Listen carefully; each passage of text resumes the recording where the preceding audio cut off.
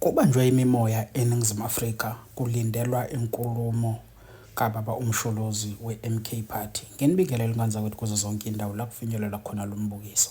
Namhlanje sikuphathele udaba oluhamba phambili lapho uMsholozi eveze khona ukuthi namhlanje umhla 16 June 2024 ngo-2 o'clock eJohannesburg noma indawo ingakavezi ukuthi kuphi uzothula inkulumo yakhe kwabezindaba lapho engacacisanga ukuthi inkulumo zokhuluma imayelana nani, mhlawumbe imayelana noJune 16 noma imayelana nani. Siyokhumbuleka ukuthi njengoba kade kuvotwa kulo nyaka kade kulindeleka ukuthi i-MK wine enyakazise umhlaba ukufika kwayo. So kepha kwangenzeka. So kubese-ke sokuqhamuka udaba lokuthi amavoti akhwabanisiwe kwabe-MK namanye amaqembu esol ukuthi kukhwatshanisiwe nangokubona amavidiyo kade enzeka kutholakala ama-ballot paper kwasala kwathi IEC ngathi ubengekho ready ukuhosta lokuvota or kukhona ubugebengu obenzile nje. So MK yase ivula icala, kepha IEC uye waqhubeka nje wenza ngokujwayelekile zifakho umuntu ovula icala kwanziwa konke okwenziwayo.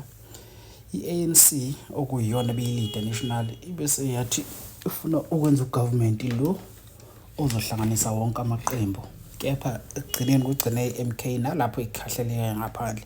Yokhumbuleka ukuthi MK KZN behamba phambili, kepha kugcine undunankulu we-IFP ngenxa yokuba yona ikhishelwe ngaphandle ngoba yona usho beyisafuna uku-attenda indaba yecala elivulele i-IEC ngonuva kuba iveze ukuthi ayeneme ufuna liqale phansi ukhetho noma aqale phansi ukubala, kepha IEC baziqhubekela namanye amaqembu aqhubeka yase iphuma kanjalo-ke ey'ndaweni ey'ningi. So manje le media briefing ezokwenziwa namhlanje iyona leshiya abantu bebambe imimoya ukuthi ingabe uzothini, ngoba abanye bathi kungenzeka kutatshwe, abanye bathi hayi mhlawumbe uzosehlisa imimoya.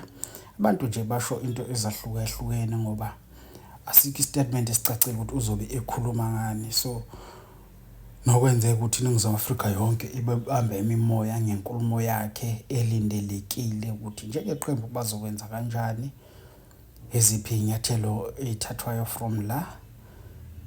Hey, kwaze kanzima iNingizimu, kodwa sike sive uvo lwakho comment section ukuthi wena uthini ngalolu daba, ulindele ukuthi uzobe ekhuluma ngani uba uMsholozi namhlanje.